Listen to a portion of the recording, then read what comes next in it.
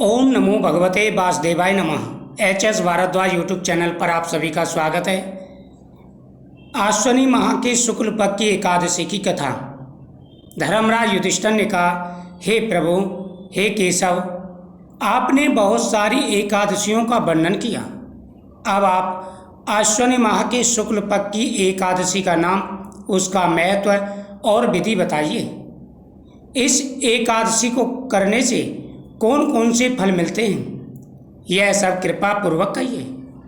देवकी नंदन बोले, हे राजन, इस आश्विनी माह के शुक्ल पक्ष की एकादशी को पापांकुशा एकादशी कहते हैं। इसके उपवास से समस्त पाप जलकर राख हो जाते हैं और अनंत पुण्य की प्राप्ति होती है।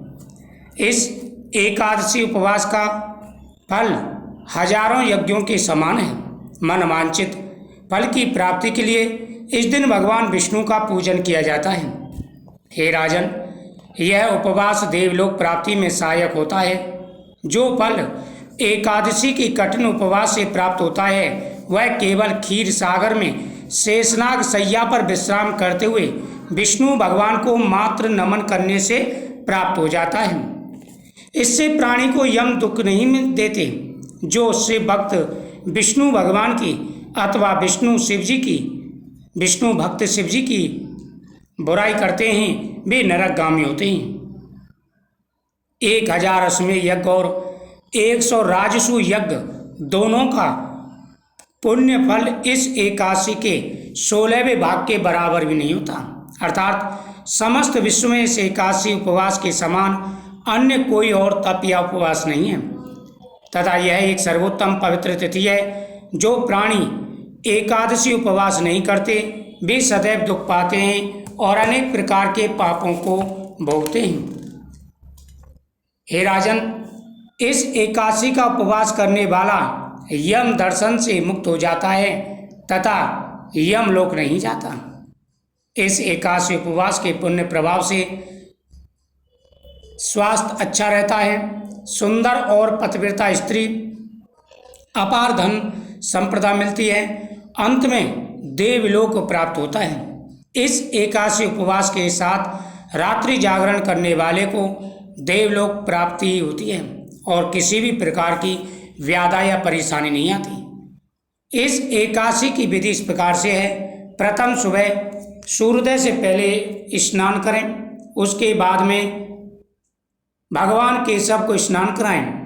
भगवान के सामने अपनी प्रार्थना बोलें, देवकी सुत गोविंदम वासुदेवम जगतपते देहि में तरम कृष्णम त्वामहं शरणं गतः। इस प्रकार से भगवान के सामने मंत्रों का जाप करें। भगवान के सामने मंत्रों का जाप करते हुए प्रार्थना करें। तुलसी पत्र भगवान को समर्पित करें। तुलसी के साथ साथ भगवान को फल समर्पित करें। कृष्णाय वासुदेवाय हरे परमात्मने प्रणतः कलेशनाशाय गोविंदाय नमो नमः। इस मंत्र का जाप करें, प्रत्येक मनोकामना पूरी हो जाती है। जीवन में अनेक प्रकार की परेशानियां आती हैं, अनेक प्रकार के कष्ट आते हैं, लेकिन व्यक्ति को कभी भी परेशान नहीं होना चाहिए, कभी भी घबराना नहीं चाहिए। जो पूरे विश्वास के साथ में भगवान की पूजा करते हैं, भगवान उन पर हमेशा ही प्रसन्न रहते हैं। हे राजन, इस एकादशी के उपवासकर्ता के मातृपक्ष और पितृपक्ष की 10-10 पीढ़ियों का उद्धार हो जाता है। आश्विनी माह में शुक्ल पक्ष की पापांकुशा एकादशी का उपवास नियम व विधि अनुसार करने वाला अंत में हरि लोक को जाता है। एकादशी को जो मनुष्य ब्राह्मण को पृथ्वी, अन्न, जल, गौ, उपनयन, वस्त्र तथा छत्र दान में देते हैं, वे भी यमराज दर्शन से मुक्त हो जाते हैं। जो दरिद्री अथवा असमर्थ हैं, उन्हें भी शक्ति के अनुसार कुछ दान अवश्य करना चाहिए। जो लोग सरोवर, उपवन, धर्मशाला, प्याऊ, अन्न भंडार का निर्माण कराते हैं, वे भी यम दर्शन से मुक्त हो जाते हैं। ऐसे मनुष्य इस लोक में अनेक सुखों का उपयोग कर मरणोपरांत देवलोक को जाते हैं।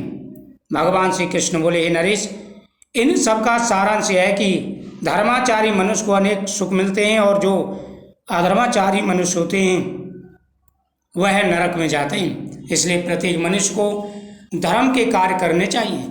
जो पूरी श्रद्धा के साथ में धर्म का कार्य करते हैं उन पर हमेशा प्रभु की कृपा बनी रहती है।